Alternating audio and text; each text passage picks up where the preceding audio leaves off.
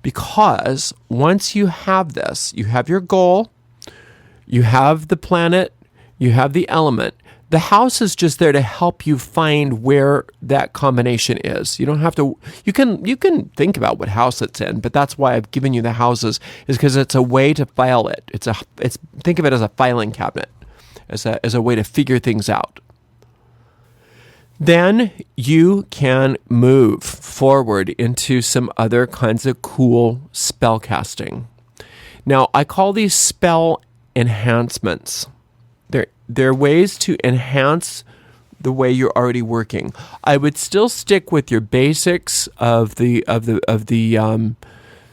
spell board and the attraction and banishing meditations, because we're working with the qualities of visualization and relaxation, and you're honing in on that which you really want. And I think that should always, my opinion, should always be your bottom line. And the rest of the stuff is what you do to bring in even more focus, power, and enhance that. But there are times when you want to do just the enhancement, and that's your spell, and that's fine. So the enhancements are based on the element. So you know that you have an earth spell. Well, then you can maybe use a powder, and I'm going to talk about the powders. Or a salt is another way of doing it. You can use gems for gem magic, poppets and effigies. So an effigy in this case could be, a poppet is a doll that represents a person, but an effigy could represent anything. So you could have one of the best things for these kind of spells is just go get modeling clay from the kids department, and you could get a model of coins, or you could get a model. Maybe you could do your best to get a model of fungus. If you're trying to get rid of fungus in your plants, or you could do them, whatever it is that you're either wanting to attract, change, or repel. You can the effigy is what you would use if you're using an earth spell.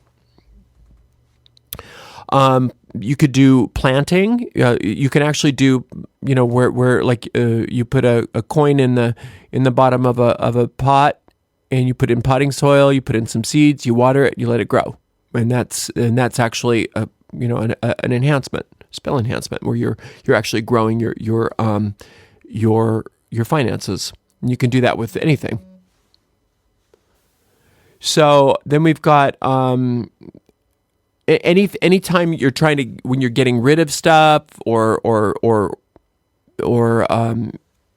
growing things, if you're doing something that is earth-wise, you can always bury it, whether it's for planting or for disposing, as long as it's safe for the earth. By the way, as long as it's safe to be in the earth, then you can bury it. Don't put something in there that's bad for the earth. I call them plate and pentacle magic, and that's something that we aren't going to go into a whole lot in this course, but using the magical tools of the plate or the pentacle to actually work with the energy. So you can actually you can have those prominent in your spell on your altar if you'd like.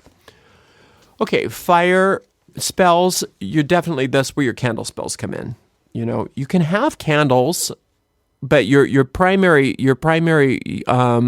in any spell you can have candles, but your primary enhancement would be the candle, and that's where you're actually going to inscribe in runes on the candle itself that which is what you are creating or banishing.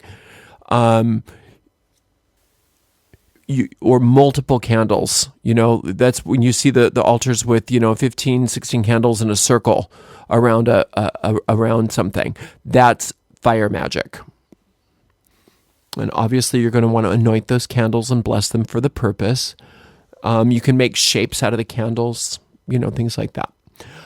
Fire offerings, fire bowl magic. So if you have a fire bowl or a cauldron on your altar, you can actually use fire as to burning the herbs, burning.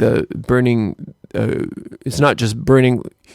If it's smoke, if it's burning it and then blowing it out and getting smoke, then that's air. But if you're actually stoking a fire and burning something in the fire, then it's a fire spell. So fireball magic and athame magic. So using your athame as a tool to direct energy, which we'll go into in another course. But you would have that athame be prominent in your spell as one of your tools to use when you're doing fire magic. Any questions so far? I know this is kind of a lot.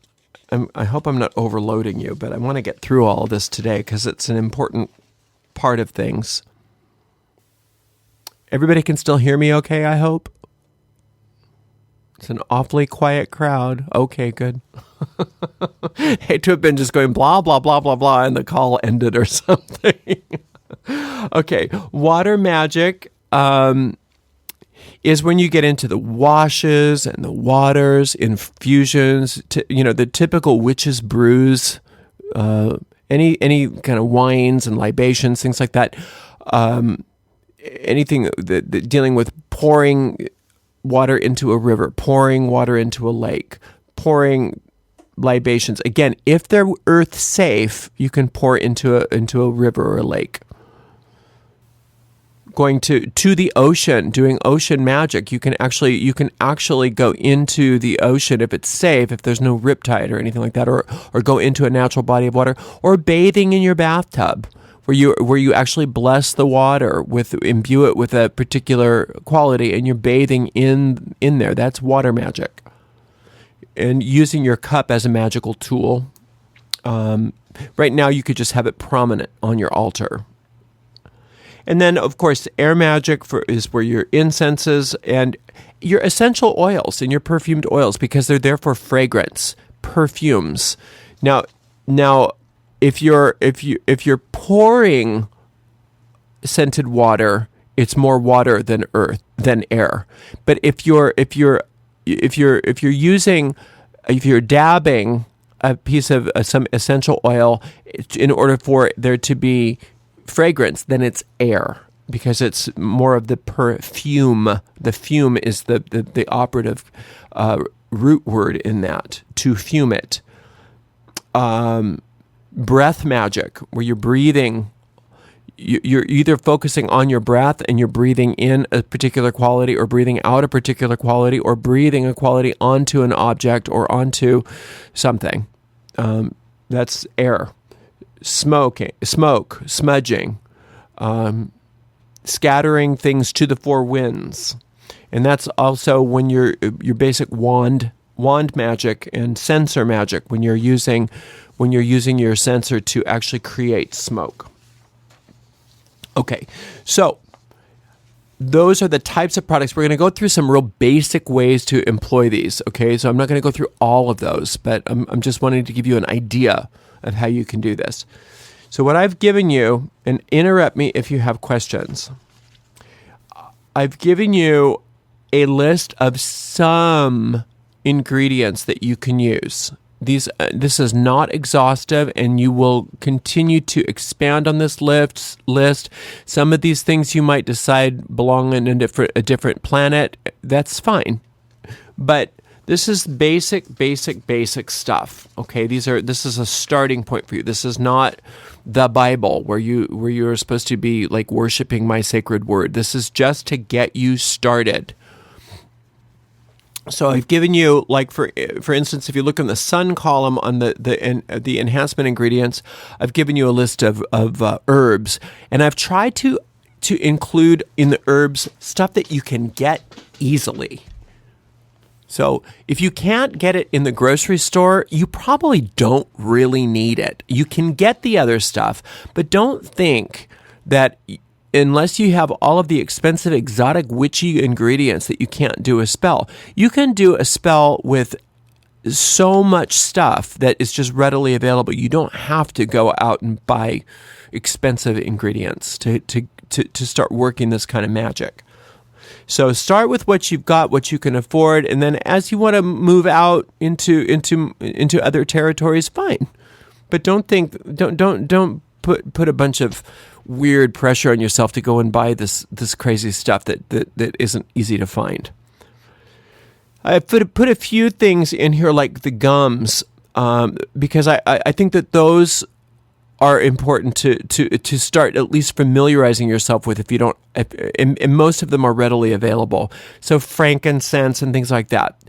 Basic gums for each planet so that you can start, if you want to, making some of your own incenses. You don't have to, like I said, you don't have to follow the formula that I gave you in the first, that I just wanted you to have those traditional formulas, but you can start making your own. There's nothing wrong with that.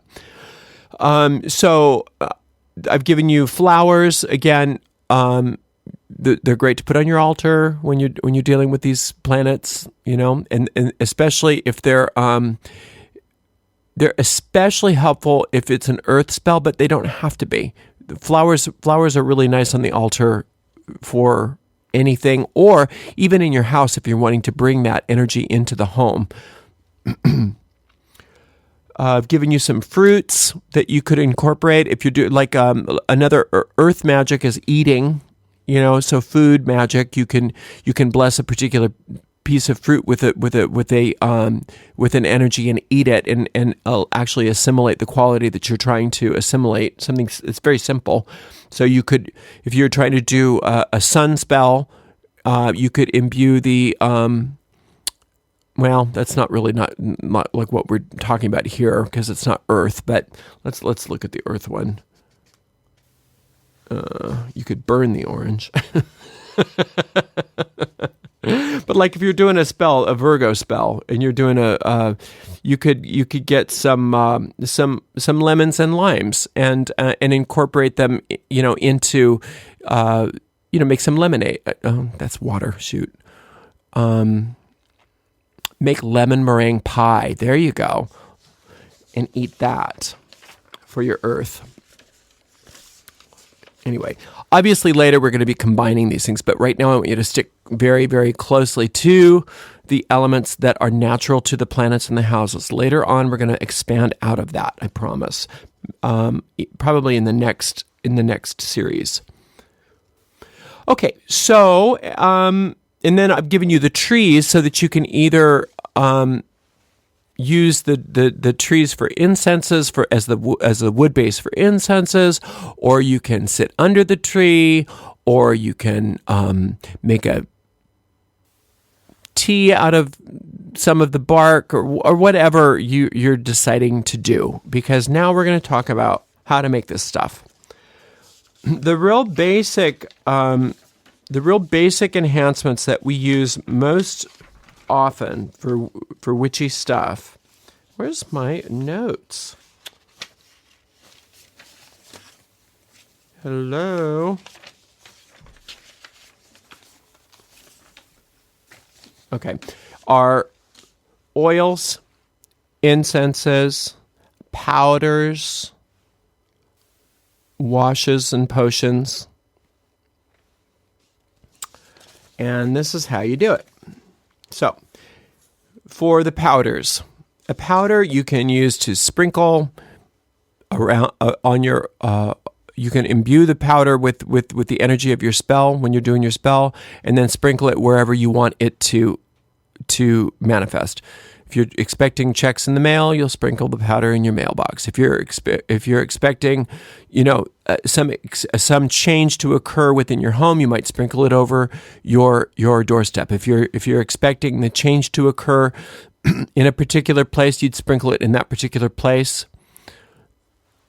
The powders can be as simple as just powdered herbs, but if you want to do the way that I like to do them is you're going to get, again, be as simple as you want. You can just, you'll want to get a mortar and pestle for the powder, for powdering dried herbs. And if you're powdering woods and barks and roots, you'll want to get a mill. So you can either get a coffee grinder that, don't use it for coffee though, just for this. You can get the electric kind or the crank kind. Just get it doesn't have to be an expensive mill, but it should be sturdy enough to handle these things, and only put in stuff in your mill that is already somewhat cut small. Don't put huge chunks, or you'll break it. But don't use a regular blender. Use an actual mill for this stuff. So if you're powdering your herbs in the mortar and pestle, use dried herbs, not fresh, unless you're going to use it right away, because otherwise it'll get moldy. But if you're going to make something and put it away that you're going to use later, use dried. So powder up your herbs, the dried herbs, and then if you're making an actual powder, I like to use a little bit of essential oil inside the powdered herbs. And you'll already have gotten your incantation written, because this is in your homework. You'll already have written your incantation. It can be a very simple little chant because you need to memorize it. You're going to be chanting it over and over again as you're powdering the herbs, and as you put a drop or two of your essential oil in there. Put your essential oil in the herbs, not in the powder later, because otherwise it'll get clumpy. And then you're going to add a little bit of either talcum powder, unscented talc, or just use a little cornstarch. And again, use small amounts of all of this stuff, because pretty soon you'll have all this powder, and you don't need that much powder. You only need a little pinch. So, and then you mix up you add a little bit of that talc in with the powdered herbs and essential oil, and as the last step, and you mix it really, really well. Make sure you put it in a container that's not plastic. Otherwise, that plastic container starts to smell like the stuff. And it also, some of these essential oils can actually degrade the plastic. Use glass. Get some glass jars. They're not that expensive. Go to the Container Store or someplace like that. Get little glass jars, either screw top or hermetically sealed, and label it. Label it. Before you've done any of this, obviously you have worked out what the ingredients that you're going to use, and you have decided on that. Now, if you want to get really technical, you could, it's not necessary, you could go with the planetary numbers that are included in that first set of correspondences, and that's the number of ingredients before you add the talcum powder, before you add the talc or the cornstarch. I don't consider the talc as an ingredient. I consider it a carrier.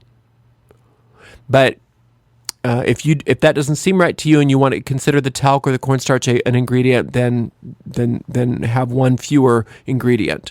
So, if you know that you wanted 4 ingredients, you might have 3 herbs, 1 essential oil, and then I would put the talc. Or if you consider the talc as being an ingredient, which I personally do not, then you'd have 2 herbs, 1 essential oil, and the talc.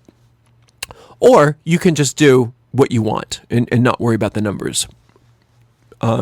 Experiment with it and see which works better for you.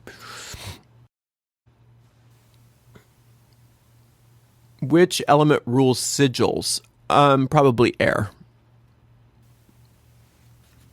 Okay, so so that's your powders. For incense can be as simple as grinding an herb and burning it. Now, as everybody knows, I don't like the smell of burning herbs on charcoal. It just smells gross. It's all of that wonderful little those real delicate little essential oils that are in the herb are destroyed by all that heat. I like to take one of those little essential oil burners that you get. That's got a little tea candle on the bottom, and it's for burning oils. I put a little foil, or you can just get a piece of tin foil, or you can go to cooking supply store and get those they've got tiny little tart tins. You can put that in there. That works really well. But just a piece of aluminum foil is fine in there, and then put the powdered herb on that, and then light the candle. And that fume is air. I know that it seems like it might be fire because there's fire underneath it, but no, it's air, because what the basic byproduct is a fume. Now, if you want smoke, then there's gonna be some smoke in that. But if you want pure smoke, if you love the smoke, then you're gonna have to burn it on charcoal, but it won't smell as nice. Now, if you're gonna actually want to make incense, the way I recommend making incense, I've been making incense for a long time. It was the first thing I ever did in the craft. I got into the craft. But the first thing I wanted to do was incense, and I've been making it for a long time. I've had two fairly successful runs at doing professional occult incenses and oils back in the day. I don't do that anymore. But this is how I do it. I take the herbs that I want to use. I take the essential oil that I want to use. I take some powdered wood that I want to use, and some gum that I want to use. So I've included all of that in there. If you want to make a traditional incense, hearing is a problem. Okay. You get the oil to not clump in the powders by mixing it into the herbs first, and you just mix it very, very well. You have to keep mixing it. You can mix it with your mortar and pestle, or you can mix it in a bowl with a spoon. But then you add the talc or the cornstarch, but you don't add the oil after you've added the cornstarch, or you will get clumps, and there's no way to fix that. So do the oils into the herbs and then add your powder. Yeah, you don't. That's like I said originally. If you didn't hear that, you grind your herbs, then you add a little bit of essential oil. You don't need much, just a drop or two, because you're only doing a small amount, unless you're making it commercially or something. And grind that really well, and then I like to add an equal amount of the cornstarch, so that I have twice as much product that way. And then just really keep mixing, mix. Keep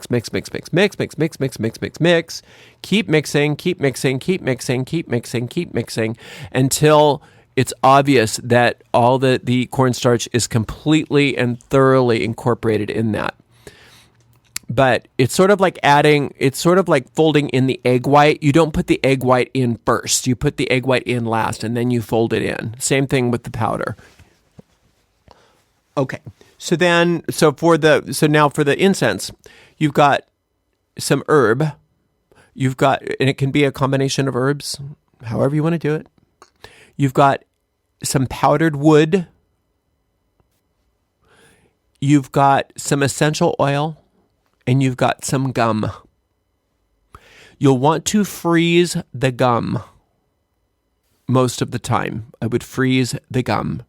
Put it in the freezer overnight. Then while it's still frozen, you can usually get it to powder in the mortar and pestle. If you use it in the mill, make sure you do small, tiny amounts in the mill, because the heat of the mill will thaw it out, and the gum will gum up the mill. Now, some gums are gummier than other gums. So your dragon's blood powders very easily, and you can even get dragon's blood powdered. Some of these gums you can get pre-powdered, and if they're high quality enough gums, go ahead and get the powders. It's easier. But some of the gums that they powder are lower quality ingredients. So if you have to get to know your ingredients and get to know your suppliers. So put it in the freezer, and then just take a hard surface and a bag and just a hammer and break up the pieces, and then just take a rolling pin or something like that and start the powdering process. If it starts to get gummy, stick it back in the freezer. Once it's powdered enough, you can actually add it to the wood that you're using, the powdered wood that you're using. And the powdered wood will help to start to break up the gum without it gumming up your mortar and pestle. If you are, now your proportions are going to have to be, if you're not trying to make self-igniting incense, it can be whatever you want because you're burning it on a heat source. But I usually like at least twice as much wood to gum because it has a better burn to it. But I like fragrant wood. I like nice woods, but they've got to be either pre-powdered or you'll have to put those through a mill. Because the more powdered you can get those woods, the better. So you've got your herbs and you take your herbs and your and I put the herbs and the powdered wood together, and then I grind the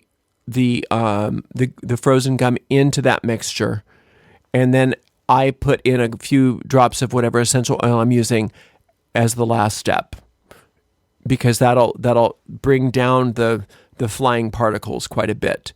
It'll calm down all of the powder flying all over the place. So I put the oil in last, and then I mix and mix and mix and mix and chant and chant and chant and chant. Now the incense will smell fine for your spell, but if it's something that is going to be a planetary, that's why I like basic planetary incenses, because you can use them again. Because when you put that away, it's going to get better over time. If you put it in a cool, dark place in a hermetically sealed jar, it's going to smell better in a few months than it smelled the first time you made it. Incense, when it's well made, will get better over time, as long as there's no fresh herbs in there, because otherwise you'll just get moldy over time, and it's gross. Now, if you're using things like wine and stuff in your incense, you'll see some incense recipes that call for wine, just a drop or two, because that also can get gross. And when they've got them where it's with raisins, it's like the kefi incense with raisins and things like that. I wouldn't start with that recipe, because that one's a tough one to get right that doesn't mold. Okay, so I would start with with incense recipes that are more basic and that have dried ingredients. Okay, so we've got our incense, now the oils. I personally don't care for fragrance oils. Oh, here's a basic question. How would I know if my spell needs this level of enhancement? Well, it never needs it, but it's fun. If it feels like it's going to be too much work, then your spell doesn't need it. If you start thinking about it and you start getting excited about what you could do for it, then that's what it needs. Your spell will tell you. You will be drawn to it. If it feels like, oh God, I got to make an incense for this thing, then it won't need it. It doesn't need that. Sometimes all it needs is the visualization. I mean, like I said, the recording and a piece of paper with the qualities on it is sometimes all you need. You don't even need the spell board. You don't need the incantation. You don't need any of that stuff. But all this other stuff is great to keep it fun. And it also tells your deep mind that you're serious, that your meanings, that you're serious business. It also puts you really in touch with the elements and the planetary energies at a much more visceral level. Oh my gosh, we're running out of time. Okay, so for the essential oils, I don't personally like synthetic oils. I used to use them back in the day when I made a lot of products, and then I switched to the all organics, and I did another line of products, and it was very expensive for people, but they liked it better. Some people, but even when I was using the synthetics, I always used some natural with it. It makes it better. To use all the synthetic stuff by itself, it just smells cheap. Even the good synthetics, it just doesn't have the same quality as using the organic essential oils. So you don't need to buy really expensive absolutes. You can get the less expensive essential oils. It doesn't need to be high haute perfumery. It can be real affordable stuff. And later on down the road, if you want to start experimenting with the absolutes and the concretes and stuff like that, that's fine. But don't start with that. Start with the cheap and cheerful stuff. Okay? Make sure that your oil base is at least 3/4 of the essential oil. I do a lot more than that. I don't like it when it burns the skin. I don't like it when it's super, super overpowering. It's not right. There's something about essential oils when they're highly diluted, they become more beautiful. They smell better. When they're too concentrated, they smell therapeutic. And we're not into aromatherapy right now so much. We're into magical perfumery. So you want to experiment with your proportions, drop by drop by drop by drop, and write down how many drops of each thing you did. Because I guarantee the time you don't do that is the formula that's the best thing you've ever made, and you don't know how you do it. You don't remember how you did it. So drop by drop by drop, keep really good notes of all this stuff on all of it, whether it's the perfumes or the incenses or the powders, because sometimes something will really click and it'll be like amazing. But again, incant. Say your incantations while you're doing it. Don't get absent-minded. You're using the right moon phase, you're using the right planetary day, the right planetary hour if possible. And the more effort you put into it, the better. Don't stop chanting. You got to keep the chants going. You can start and stop, but you want to keep it. You want to keep it focused. You want to keep your intent there. Otherwise, you're just making something that smells pretty. It's just like somebody was saying, why do we put the border on the thing, on the spell board? Because otherwise, it's just pretty pictures. But when you put the border on there, you're telling the universe, this is like not pretty pictures. This is what I want to manifest. You're being very clear about that. Okay, now your waters, the fire magic is easy because you just get to burn stuff. You don't need special products if you don't want to, but you can burn the same, like when you made your powder. Just don't put talc in it. And burn it in a fire. Now, if it's a lot of fire, you want to do that outside. You want to do that outside or in a well ventilated place so that you don't, otherwise you get black smoke marks on your ceiling and your fire alarms go off and it's a fire hazard and it's not wise. So, but yeah, and candles are great for fire, and just keep your mind open. You might find other ways to enhance these things that I'm not even talking about. These are just the real basic witchy things that you'll see most commonly. Now, witch's brews are the most common things that people think about. The witch's brew, she's making a potion. Well, yeah, if she was working with the water element, she would be making a potion, and so we do a lot of potions. Now, there's three basic types of potions. There is a water, there is an infusion, and there's a decoction. And an infusion is going to be when you're using leaf-type material from herbs. So you're basically making a tea. Infusion and tea are the same thing. So what you want to do is you can use a teapot.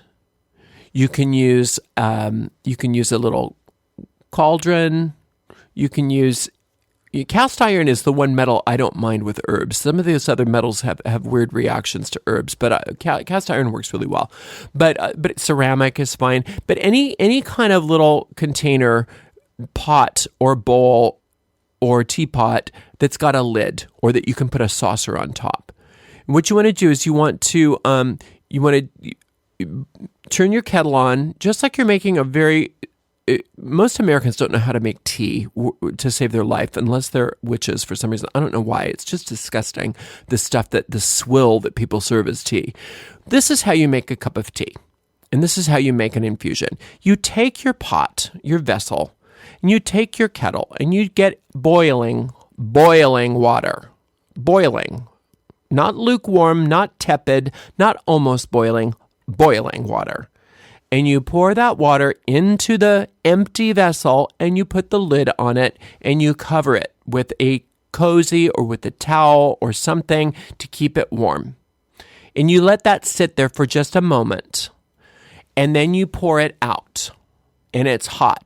While it's hot, while the container or the teapot is hot, then you put in from 1 to 3 teaspoons of herb per cup of infusion that you want.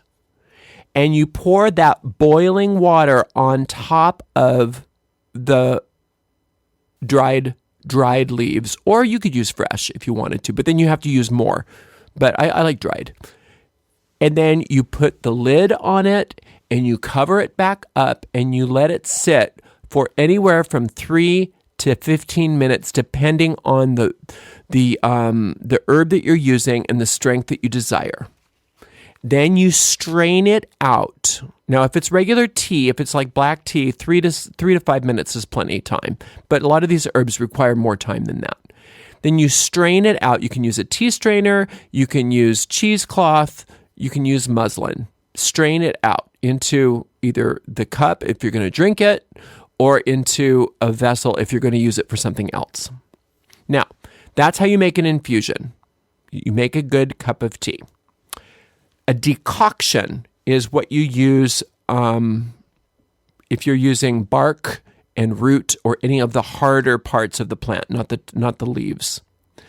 And what you do with that is you take I use cold water in the pot, and I like to use the cast iron for this, and a cauldron or a pot, and I put that in the bottom of it, and then I'll still use about the same ratio, anywhere from 1 to 3 teaspoons per cup of water approximately.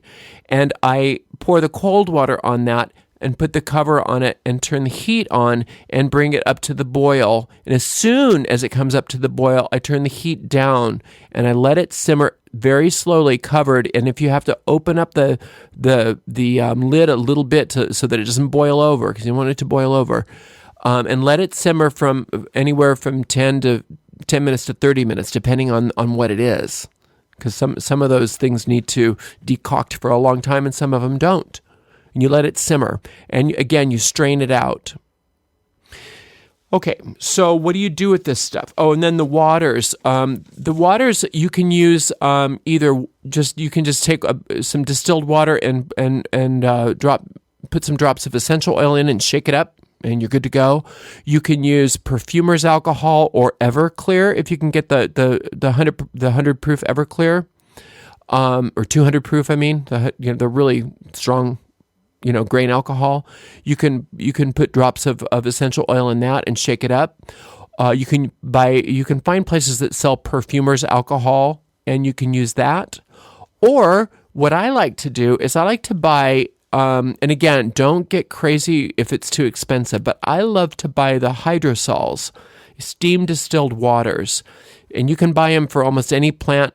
They make all kinds of hydrosols. You just go online and buy a good hydrosol. That's what rose water is. It's a hydrosol, or orange flower water is a hydrosol. You can get lemon verbena water, and so I like that for waters. They've got a pleasant smell, but the problem with hydrosols that you've got to understand is that if they don't have any, if they don't have anything in a preservative in it, they have a very short shelf life. So buy small quantities. Don't think, I'll buy a couple gallons, it'll last me all year. No, it'll last you all month, and then you'll have to throw it out. So anyway, so what do you do with this stuff? Well, you can use it as washes. If you can add it to your wash water when you're cleaning your home, and you can incant while you're cleaning. You can put it in your bath. If it's known that it's edible, you can drink it. So chamomile is fine. Spearmint is fine, but belladonna, don't drink it. You can wash your mailbox out with it. You can sprinkle it around your home. You can sprinkle it around your altar. Wherever you need the energy of this stuff, money washes are great. Money washes are really, really great because Jupiter, people don't think of Jupiter and the 12th house as being good for money, but it is, because remember, it's where you can bring out hidden money. So you can use money washes. It's great. It's just Jupiter and water. But you can do it for blessing your home. It's a good 4th house thing. You can, whatever you're looking for. So that's how you do the washes. You can drink them. If you know they're non-toxic, you can drink them. But I'm not responsible if you do something stupid, okay? So if you can get it from the grocery store and it's called tea, drink it. If it's not, then don't. And that way you won't die. Otherwise, sprinkle it around. Okay? So again, you don't have to get crazy with this stuff. Most of the stuff that you need to do good spells, you can get at your regular grocery store in the spice aisle. You don't have to, or in the produce section. You don't have to do expensive mail orders. I mean, you're not going to get the frankincense and stuff like that there. Granted, but you can still do incense even if you don't have gums and woods and all that stuff. Just with the herbs. Okay? So this is going to be, you may not be able to do the spell that you want to do because we don't have that much waxing moon left for, and I'd rather you, if you haven't done your attraction spell, I'd rather you keep that real basic. Don't do enhancements with it for your first one. But your homework is to create an enhancement for yourself on paper. Plan it. Oh, here it is. Here we go. So you're going to choose a goal that is high on your desire scale and within reason of your sphere of influence. You're going to define the goal and be specific as to what all the details you desire, all the spiritual essences, just like normal. Then you're going to find the house that you feel best fits your desire. Then you're going to be aware then of the planet and element combination that is inherent in that house. Then you'll write your ditty, your incantation, something short and easy enough to memorize, based on the element you chose of the house you chose, based on that element, not because you feel like doing a different enhancement, based on the element of the house. You're going to decide on one spell enhancement. It might be a powder, it might be an incense, it might be a water, it might be a wash. Okay? You'll formulate your enhancement and write out your recipe and the method you will use. So, I'm going to do a wash. I'm going to do an infusion. I'm going to use dried basil. I'm going to, at the end of my spell, I'm going to bathe. I'm going to put it in my bath, or I'm going to use it before my spell as a bath. It's probably even better. I'm going to use, I'm going to make an incense. I'm going to just use ground rosemary leaves, and I'm going to burn it in my spell, and then I'm going to go throughout my house and fumigate my house with this stuff. I'm going to make a powder. I'm going to use a combination of comfrey and patchouli and something else. And then I'm going to put some oil, maybe whatever the oil is, and I'm going to make my powder. And when I'm done with the powder, I'm going to sprinkle it in my shoes before I go to work or whatever. So that's the way you do that. So you're going to formulate this.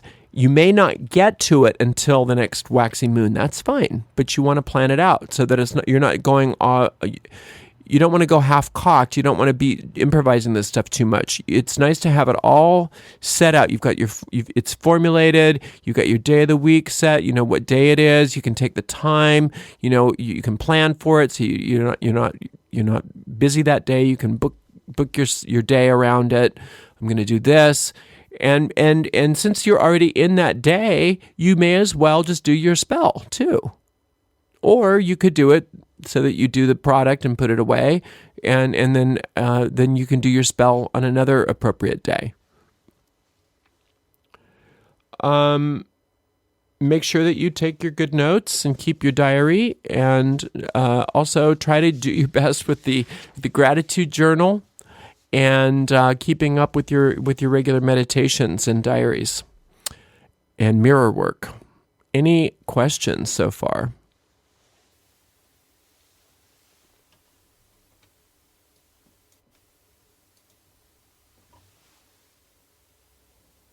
Are we good?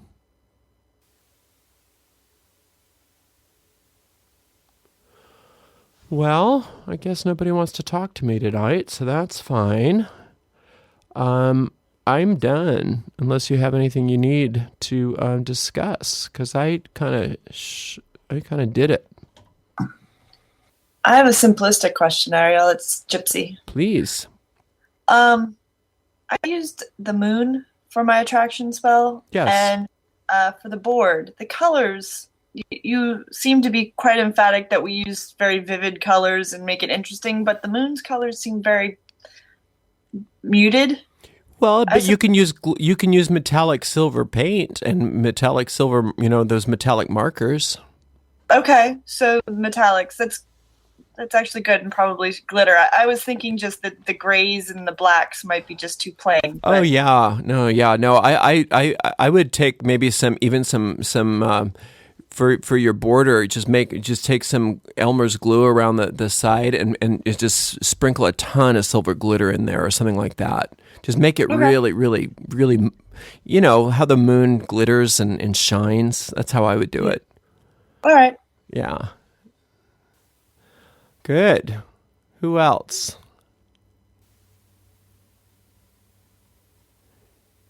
Yeah, I know there's a lot to think about with this stuff. The problem that we get when we get into the spell enhancements is it is fun and it is involved and there's so much to do that people put the cart before the horse, and they forget that the spell enhancements can't replace the emotional and mental work. They are enhancements. They're not the spell.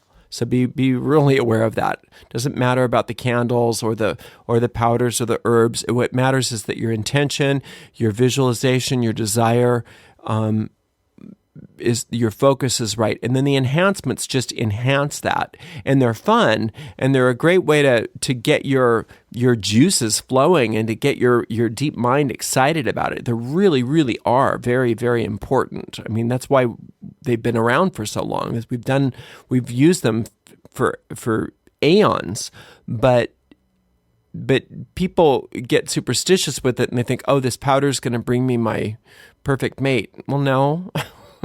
You got to do the work. You got to do the mental and emotional work. And then this will just enhance it. It will just help open it up a little bit more. But people that go to these occult stores and buy the money powders and the money draw incense and stuff like that and wonder what happened. It's just herbs. It's not going to do anything for you. You gotta charge it, and you've got to have something to enhance. If you otherwise it's like buying a car stereo, but you don't have a car. What are you gonna do with that? Nothing really to do with that. I'll buy a bicycle tire, but I don't have a bicycle.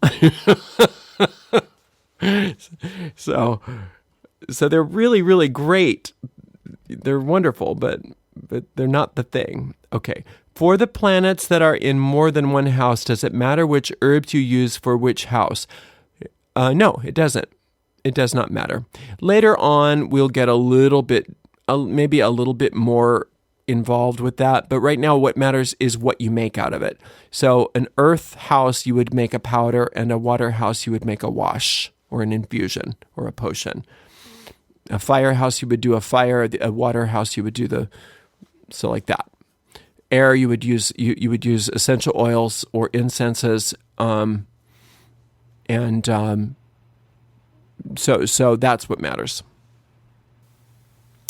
All right.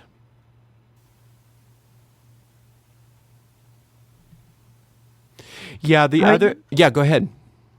I have questions that aren't about the specifics of what you're presenting, but they're about the consequences of how it changes life. Well, one is, you remember in the olden days, there was that guy, Terry Bradshaw, and he had this mobile, and he talked about like when one person in a system changes, it changes the whole system. And he just yanked on part of the mobile and all the little things bounce around, and it represented a family. Yes. And I'm seeing that in my own family, because suddenly I'm not trying to be cagey or tricky or anything, but part of this is private, and there's a lot of fear coming up from my partner, I see. And I'm trying to be as open as I can be, so, without being coy. But also there's a privateness about, I don't know, just in families. Yeah. I'm noticing that there's a resistance. Like when like I gave her information that, on Saturday, I need some time in the morning, and I need to just have some time to myself and do my thing, because I want to do this thing. I'm working on changing my life. And yet that was the day that, of course, there had to be interruptions. There had to be emergency, it's just bull. And I see it and I understand, but oh my God, it's a little bit feeling like I'm being pulled in an opposite way of the way I'm trying. Your habit pattern is such that when you get to the point where it's time for you to do what you want to do, you get pulled in another way. Yeah. And you're going to manifest that one way or another until you eliminate that pattern. So that's a good waning moon spell for you to do. Even if it's something that where I'm going to go take a bath now, and you do your waning moon spell in the bathtub, just within your mind. Yeah. Yeah. You know what I mean? Because it's all they're all patterns. Everything's a pattern. I mean, there's some patterns will obviously they're group mind patterns. They're not all individual, but it's interesting how some people aren't affected by patterns the way other people are. Well, that's because they don't have that pattern. They have a different pattern. You know what I mean? There's 3 or 4 people that can be in a similar situation, and they all react differently, and they have different manifestations. It's not because of the situation; it's because of the pattern that they're living. And so, part of what we're doing with magic is changing our habit patterns, our deep minds patterns. There's like deep grooves, and changing your patterns is like changing your handwriting. It's not easy, but it works over time, and it's little by little by little. Does that make sense? Yes. Well, in the chat, yes, it is, and that is threatening to my partner. Well, but it's not threatening to your partner; it's threatening to you, and your partner is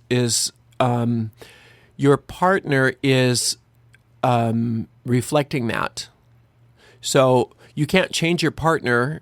You can't convince your partner. But if you weren't threatened by it, then your partner wouldn't have to be playing that drama out for you. She wouldn't feel threatened. So there's something inside you that you need to resolve so that it can work. And if then she's still threatened, it won't bother you anyway. Yeah, yeah. And then all right, thank you. That's something to look at from a different flip it around and look at it. And the other thing is what's the deal with the transference or this happens with teachers, and it happens with counselors, where when the person keeps themselves sort of blank, and then you build them up you create them who you think they're going to be. Oh, they're a swell teacher, and so you just imagine all this shit about them. Yeah. And then I noticed that thing with you. And so I know. It happens all the time, and it's never. It's normal. It's like with teachers.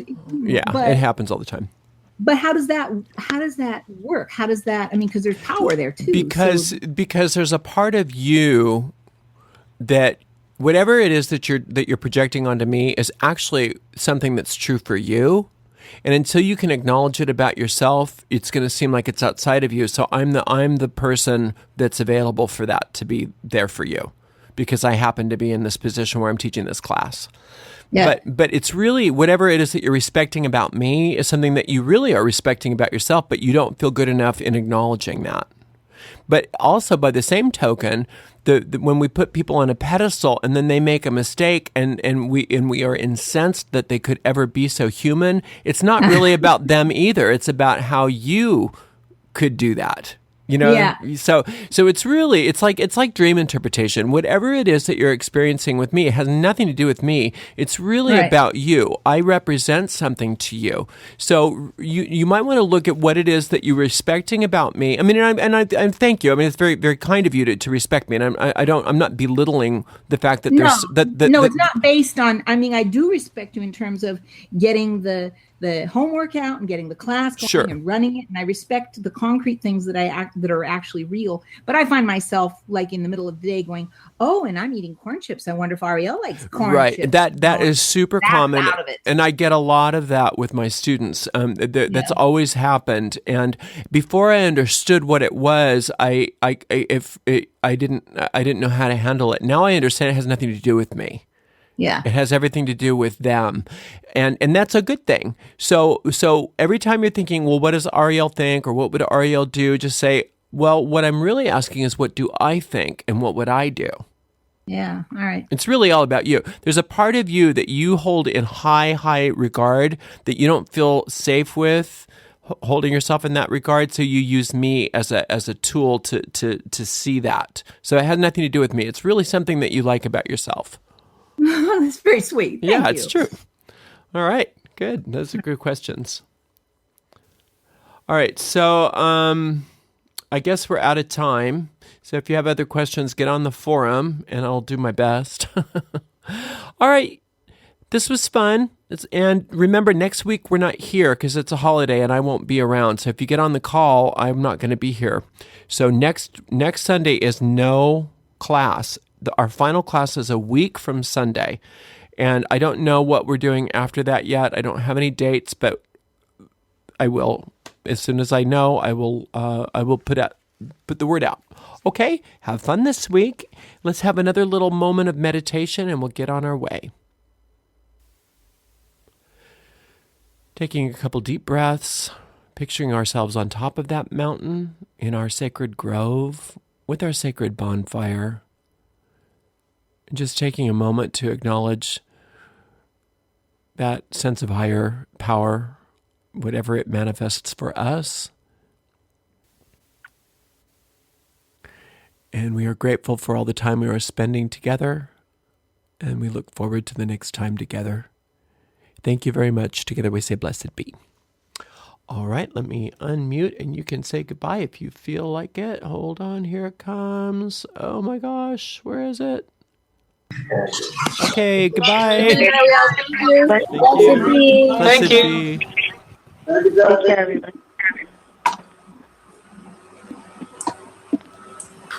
And we will see you all next time. Blessed be.